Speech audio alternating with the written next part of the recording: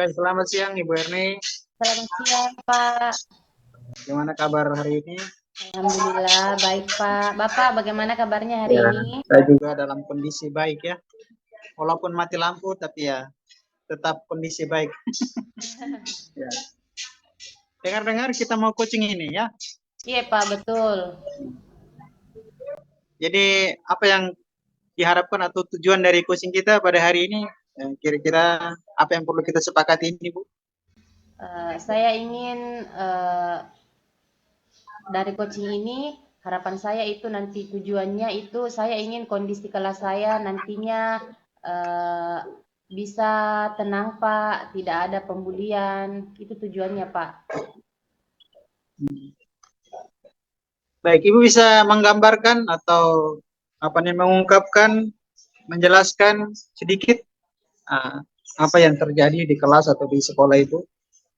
Baik, Pak. Kondisi kelas saya sekarang itu, selama saya menjadi guru kelas 5 sudah kurang lebih 4 sampai 5 bulan ini, siswa saya itu suka sekali mengejek temannya, Pak, sampai memukul temannya ketika temannya sudah capek diejek sampai di pemukulan seperti itu, Pak.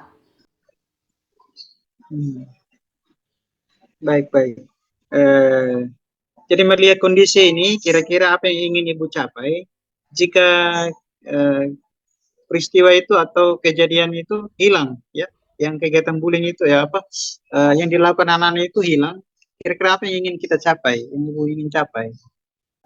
Yang ingin saya capai, Pak, saya ingin siswa saya itu semuanya merasa mereka itu bersaudara ketika berada di sekolah, Hmm. sehingga dengan mereka merasa adanya persaudaraan, tidak ada lagi yang saling mengejek, saling memukul, seperti itu, Pak.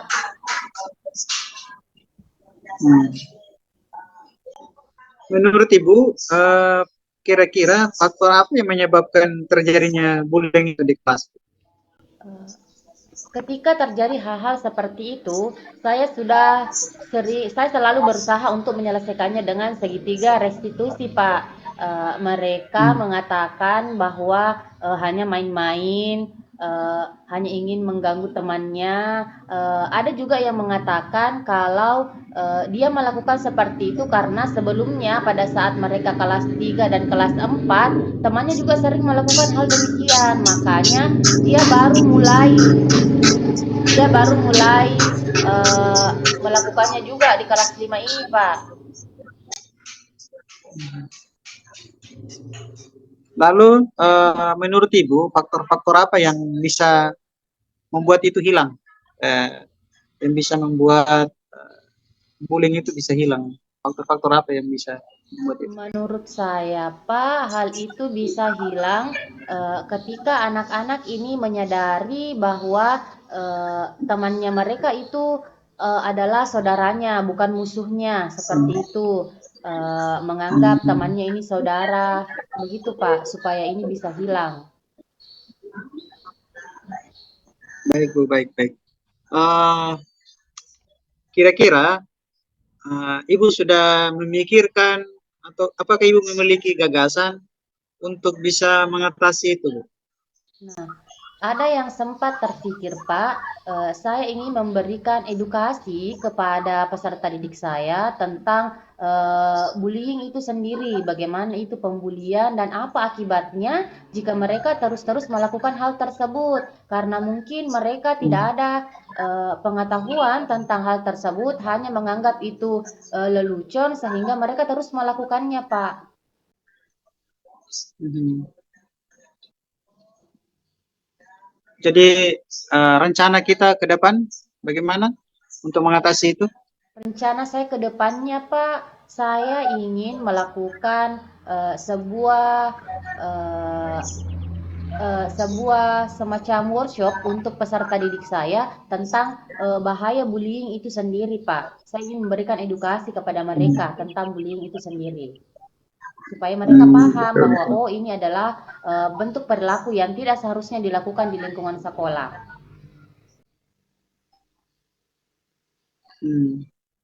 Baik, Bu. Eh, dari tadi penjelasan mengenai apa yang kita ungkapkan, apa yang telah kita lihat di sekolah mengenai pembulian, terus melihat faktor-faktor yang menyebabkan itu bisa terjadi, lalu faktor-faktor yang bisa uh, membuat bullying itu hilang, dan juga dengan rencana yang ibu uh, ide gagasan ibu tadi ungkapkan,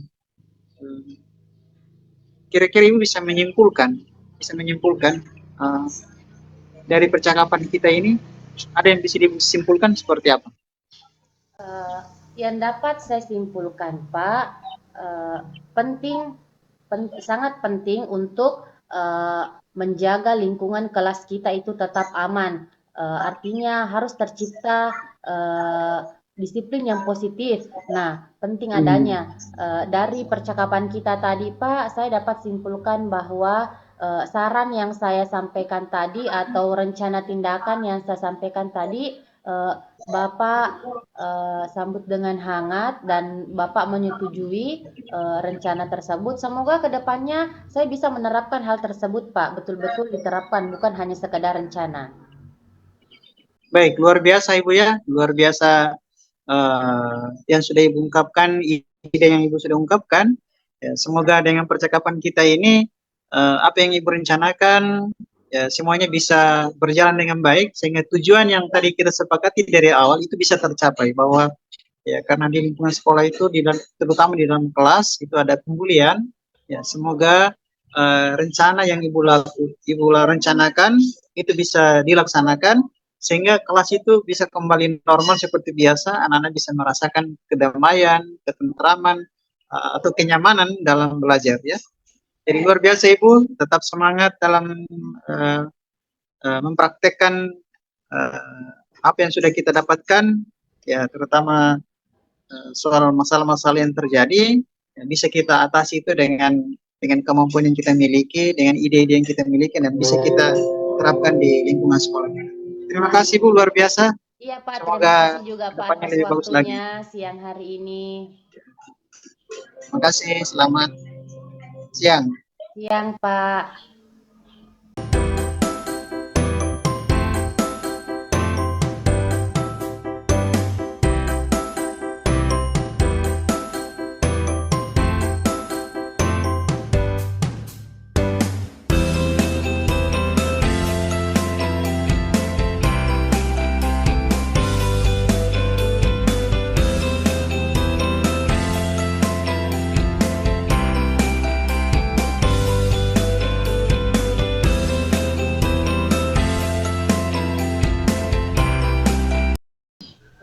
Selamat siang Pak Rui. Baik, selamat siang Ibu Erni. Bagaimana kabarnya Pak? Luar biasa kabar saya pada hari ini, sungguh luar biasa. Sehat. Bagaimana Pak? Ada yang bisa saya bantu dengan percakapan kita pada siang hari ini? Ya, pada kesempatan ini saya ingin mendapatkan solusi bagaimana mengatasi anak-anak yang ya, sering terlambat datang di sekolah. Sehingga mudah-mudahan dalam percakapan kita ini saya bisa menemukan solusi dari ini, apa persoalan yang terjadi. Oke, baik Pak. Jadi tujuan percakapan virtual kita pada siang hari ini, Bapak Rui ingin mencari solusi untuk mengatasi siswa-siswa yang suka terlambat, Pak. Seperti itu, Pak. Betul, betul Bu, betul. Baik. Menurut Bapak, seberapa penting sebenarnya siswa itu harus datang tepat waktu ke sekolah, Pak? Kalau ditanya soal berapa penting bahwa siswa harus datang tepat di sekolah itu, kalau menurut saya di sebuah sekolah itu kan kita punya aturan tata tertib. Aturan tata tertib itu kan untuk mengajak anak untuk disiplin itu dari awal ya, dari awal. Sehingga ketika terbentuk kedisiplinannya dari awal, maka itu akan dia akan terbawa terus sampai kemanapun dia pergi, maka dia akan orang bilang kebiasaan, orang biasa karena terbiasa. Jadi kalau dia sudah terbiasa disiplin, maka dia akan terbiasa juga disiplin. Dan disiplin itu bisa berpengaruh pada segala aspek. Nah, itu menurut saya sangat penting itu. Sangat penting itu kita menerapkan anak-anak itu bisa berdisiplin sejak dini. Seperti itu, Bu. Oke, baik Pak. Jadi seperti itu yang sudah Bapak jelaskan tadi. Nah, sebenarnya Pak, siswa yang terlambat itu pasti punya alasan masing-masing kenapa mereka bisa terlambat. Nah, apakah Bapak sudah mengetahui kira-kira apa penyebab mereka datang terlambat ke sekolah? Yang selama ini yang saya tahu, ada beberapa siswa yang terlambat di sekolah itu, saya tanya, kenapa kamu terlambat? Sering terlambat bahkan. Alasan pertama itu karena main game. Malamnya main game. Karena malamnya main game, Ya. sehingga sering dia bangun terlambat. Karena bangun terlambat berefek pada terlambat ke sekolah. Seperti itu, Bu. Kebanyakan karena main game, Bu. Nah, itu saya pikir alasan mereka terlambat itu yang sering saya tanya itu ya main game. Oke, jadi eh, sebagian besar lah alasan anak-anak yang terlambat di sekolah Bapak itu karena pada saat malam hari mereka bermain game yang menyebabkan mereka terlambat bangun dan berdampak pada keterlambatan mereka tiba di sekolah. Nah, Betul. Pak, kira-kira eh, sudah adakah gambaran Bapak mengenai strategi yang dapat Bapak lakukan agar siswa ini tidak terlambat lagi datang ke sekolah, Pak? Gambaran yang saya pikirkan sekarang, pertama saya harus berkoordinasi dengan orang tua untuk mengontrol anak-anak di rumah, ya, terutama waktu-waktunya pada malam hari itu ya harus dibagi waktunya, kapan harus jam istirahatnya, kapan harus dia bermainnya, supaya uh, dia tidak terlambat ke sekolah. Yang terpikirkan sekarang selain menerapkan disiplin sekolah, ya harus berkoordinasi dengan orang tua di rumah. Seperti itu, Bu. Baik, Pak. Jadi, yang sudah tergambar di pikiran Bapak itu melakukan koordinasi dengan orang tua. Nah, kira-kira Pak, untuk siswanya sendiri, apakah ada strategi yang Bapak lakukan kepada siswa-siswa yang suka terlambat ini, Pak, untuk mengatasi hal tersebut? Kalau untuk siswa, strategi yang saya lakukan itu kita memberikan semacam poin, ya, semacam poin. Misalnya terlambat diberi poin, poinnya sekian, ya itu kita berikan poinnya supaya poin itu dasar kita untuk pembinaan. Misalnya poinnya 5, maka sanksinya apa? Misalnya pembinaan secara 5. Poinnya 10, mungkin surat pemberitahuan kepada orang tua, surat peringatan seperti itu. Itu sudah selama ini kita lakukan seperti itu.